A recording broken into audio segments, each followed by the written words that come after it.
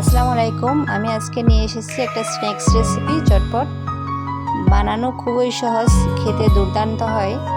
এটা বানানোর জন্য আমি পেঁয়াজ কুচি, রসুন কুচি, আদা কুচি এগুলো সবগুলো আমি ব্লেন্ডারে ব্লেন্ড করে নেব। আমি এই পর্যায়ে নিয়ে আসছি ব্লেন্ড করে।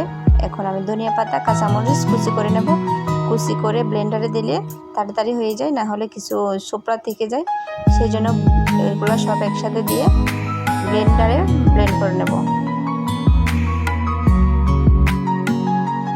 কাঁচামরিচগুলোও ছোটো ছোটো করে কেটে নেব, যেহেতু কম জিনিস ছোটো করে কেটে দিতে হবে, না হলে ওগুলা হবে না। সব একসাথে দিয়ে মিহি করে নিয়ে আসছে। এখন পর্যন্ত যারা একটা লাইক দিতে ভুলে গিয়েছেন তারা একটা লাইক দেওয়ার অনুরোধ রইল। কাঁচামরিচ, ধনিয়া পাতা আমি ব্লেন্ডার করে নিয়ে চলে আসছি। এখন সবগুলো একসাথে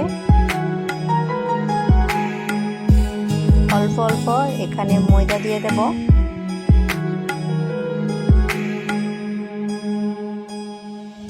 দিয়ে দিলাম সামান্য লবণ।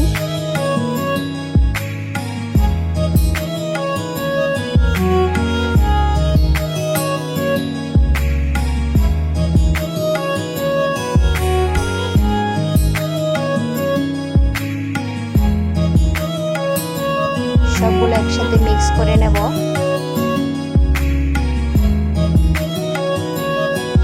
মুসমুসে হওয়ার জন্য দিয়ে দেব বেকিং পাউডার, দিয়ে দেব একটা ডিম,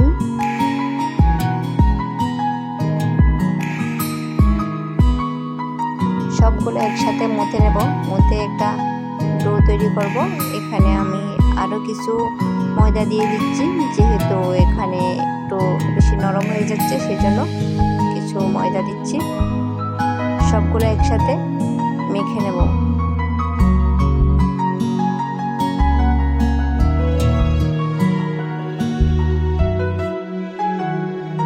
দেখুন মথে নেওয়া হয়ে গেছে।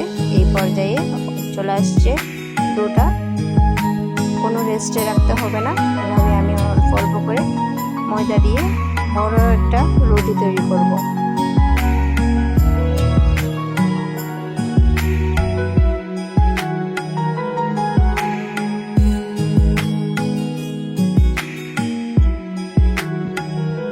একটা আমি বয়ামের মুখা নিয়ে নিলাম।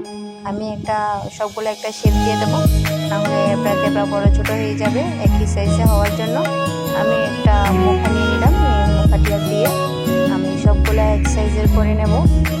সবগুলো কেটে নেব।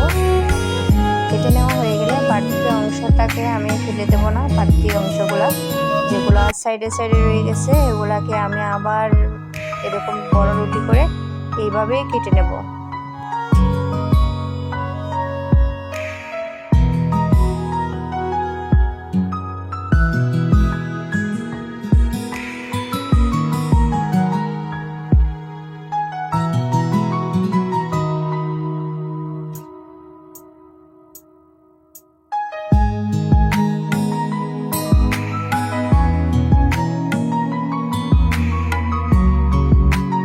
দেখুন বন্ধুরা, সবগুলো একটা সুন্দর শেপে চলে আসছে। বড় ছোট হয় নাই, বাঁকা বোকা হয় নাই, সবগুলো এক সাইজের হয়ে গেছে। এখন চলে যাব ফ্রাই করতে। তেলে চলে যাচ্ছি।